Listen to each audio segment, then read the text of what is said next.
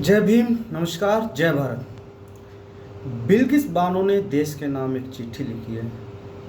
वो बिल्किस बानो जो अपने दर्द को बयां कर रही है, वो बिल्किस बानो जिसके साथ अत्याचार ही नहीं, सामूहिक बलात्कार भी हुआ था। आज बिल्किस बानो देश के नाम एक चिट्ठी लिख रही है, जो मैं आपको पढ़ के सुनाऊंगा। ज़रा ध्यान से सुनना।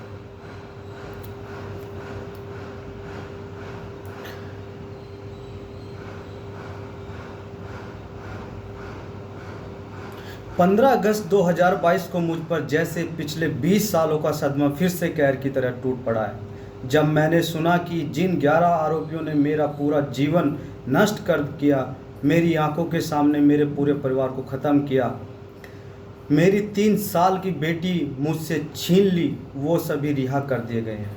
अब वो आह्लाद खुश होकर घूम रहे हैं। ये सुनने के बाद मेरे पास कोई शब्द नहीं है। मैं सुन और खामोश सी हो गई हूँ। मैं केवल इतना कह सकती हूँ, क्या एक औरत को दिए गए न्याय का अंत यही है?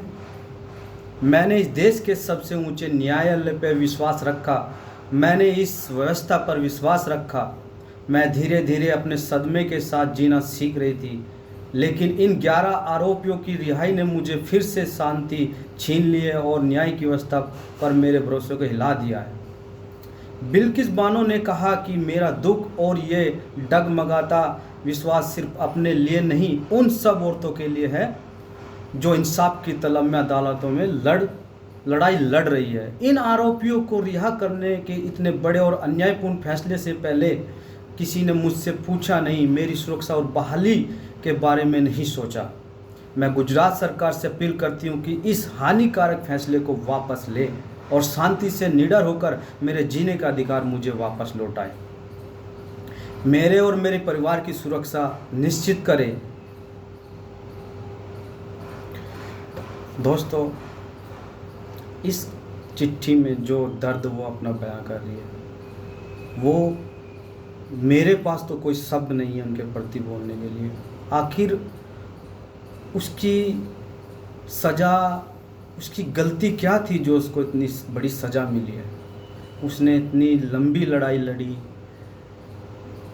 न्याय की खातिर लड़ाई लड़ी, केस चला, मुकदमा चला, आखिर उनको सज़ा भी सुनाई गई और अंत में उनको रिहा कर दिया गया। बावजूद इसके गृह मंत्रालय के, मैंने लास्ट वीडियो में बोला था, गृह मंत्रालय के फरमान के बाद कि जिस अपराधी पर बलात्कार का आरोप साबित हो गया हो और उसे आजीवन कारावास की सज़ा सुनाई गई हो, उसे कभी रिहा नहीं किया जा सकता।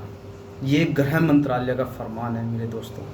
लेकिन आज बिल्किस बानो के जो जख्म धीरे धीरे ठीक हो रहे थे, वो फिर से एक बार हरे हो गए हैं।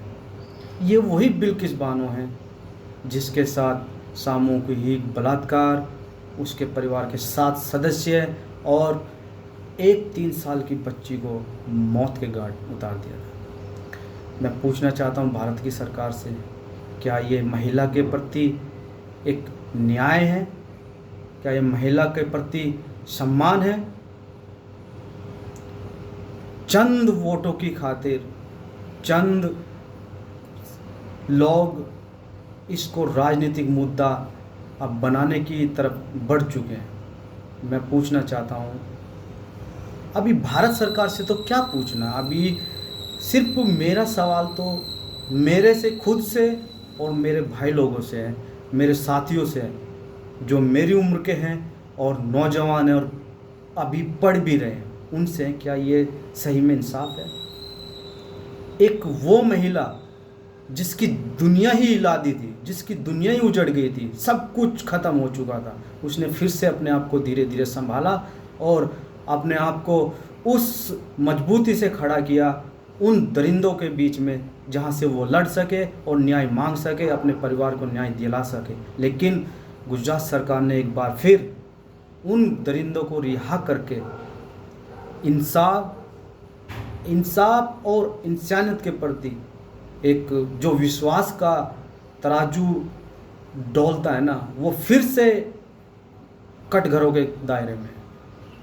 अब इससे ज़्यादा मैं क्या बोलूँ बिल्किस बानो को। अभी बिल्किस बानो की सुरक्षा, उसका आगे जीने का मकसद क्या होगा, ये मैं भी नहीं जानता और आप भी नहीं जानते हैं। बट इतना कहता हूँ, ये इंसाफ नहीं है मेरे दोस्तों, ये इंसाफ नहीं है।